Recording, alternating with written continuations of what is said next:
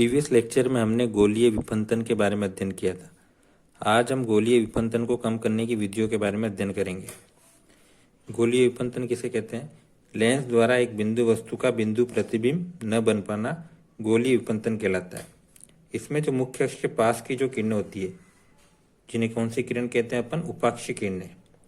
वह मुख्य अक्ष से दूर की जो किरणें होती है, जिन्हें अपन कौन सी किरणें कहते हैं? उपांत किरणें। वो एक ही बिंदु पर फोकस नहीं होती है, जिससे बिंदु वस्तु का प्रतिबिंब जो होता है वो बिंदु नहीं बन पाता है। ठीक है, अब इसे कैसे कम कर सकते हैं गोलीय विपंतन को? इसका नंबर 1 जो विधि है वो है, पहली विधि है विराम के उपयोग द्वारा। विराम के उपयोग से गोलीय विपंतन को कम किया जा सकता है। इसके उपयोग में हम क्या करेंगे? लेंस का जो द्वारक होगा, विराम लगा के लेंस का द्वारक क्या कर देंगे? कम कर देंगे। उपयुक्त विराम ऐसा हो सकता है जो या तो उपांत किरणों को आने से रोक दे, या उपांत किरणों को आने से रोक देगा तो कौन सी किरणें आएगी? उपाक्षी किरणें आएगी। और उपाक्षी किरणों को आने से रोक देगा तो कौन सी किरणें आएगी? उपांत किरणें आएगी। तो उपयुक्त विराम ऐसा हो सकता है जो या तो उपांत किरणों को आने दे या उपाक्षी किरणों को आने दे। इससे प्रतिबिंब, परंतु इसका एक ड्रॉबैक ये है कि इससे प्रतिबिंब की तीव्रता क्या हो जाती है? कम हो जाती है। तो हम विराम के उपयोग द्वारा गोलीय विपंतन को कम कर सकते हैं। तो पहली विधि है विराम के उपयोग द्वारा। फर्स्ट है विराम के उपयोग द्वारा।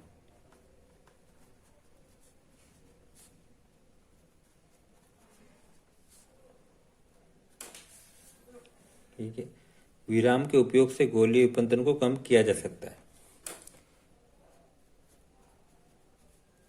विराम के उपयोग से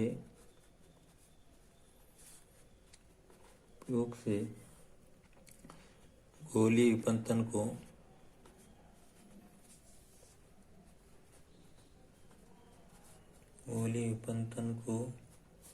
कम किया जा सकता है।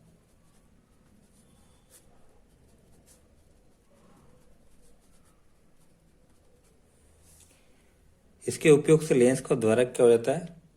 कम हो जाता है। इसके उपयोग से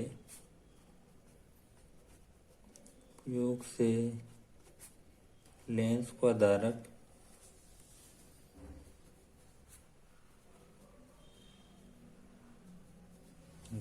कम हो जाता है।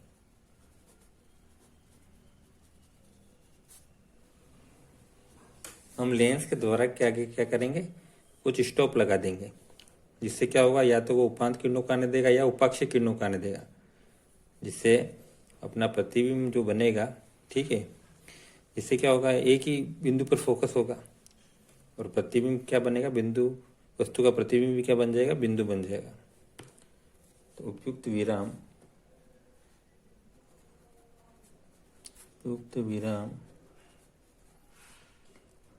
ऐसा हो सकता है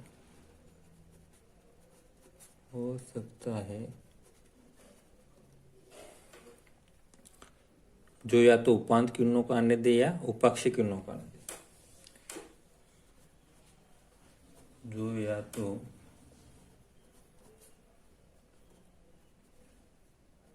उपांत किरणों को आने दे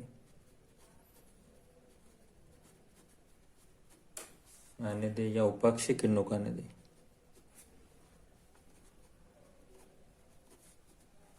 उपाक्षी किरणों को आने दे।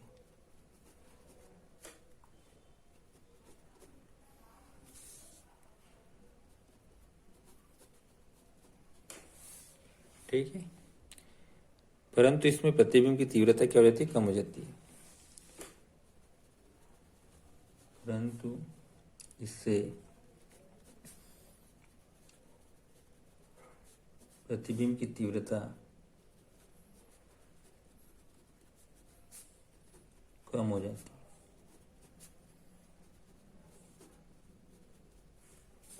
दूसरी जो विधि है जिसकी सहायता से हम गोलीय विपंतन को कम कर सकते हैं, वह है अल्पतम विपंथी लेंस या क्रोसित लेंस के उपयोग द्वारा। नंबर 2 है अल्पतम विपंथी लेंस। लेंस या क्रोसित लेंस के उपयोग द्वारा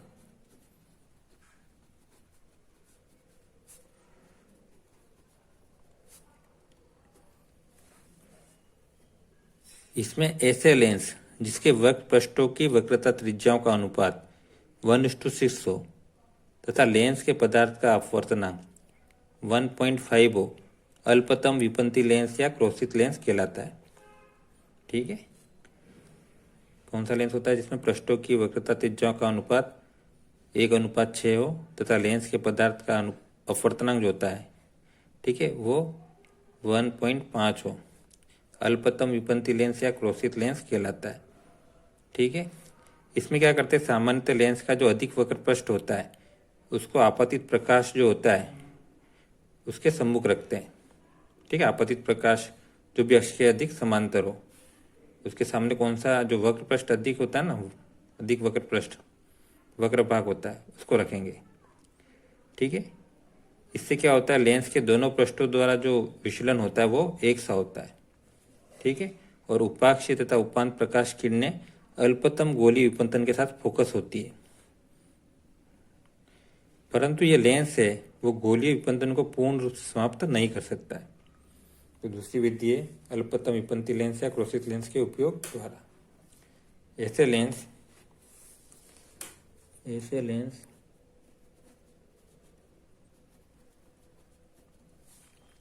जिसके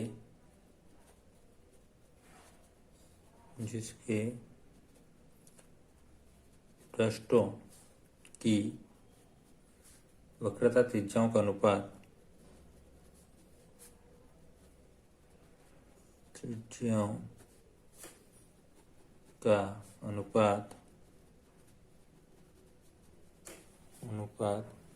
1:6 हो तथा लेंस के पदार्थ का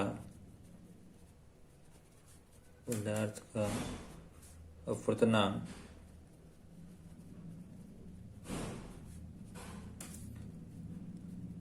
1.5 हो,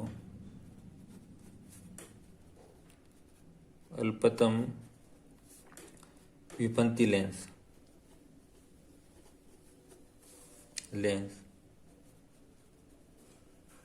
या क्रोसित लेंस कहलाता है।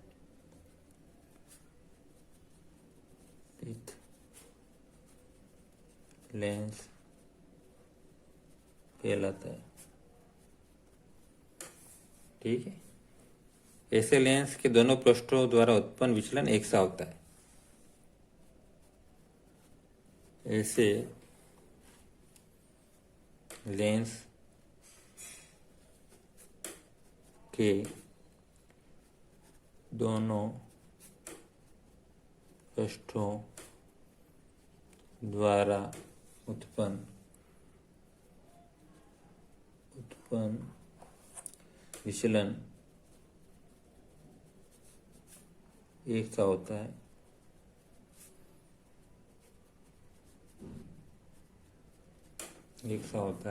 और उपाक्षीय तथा उपांत प्रकाश किरणें और उपाक्षीय तथा उपांत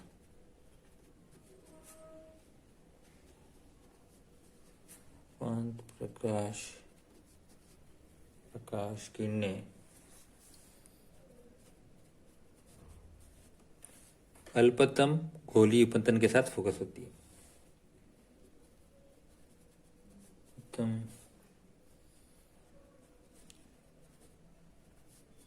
गोलीय विपंतन के साथ फोकस होती है।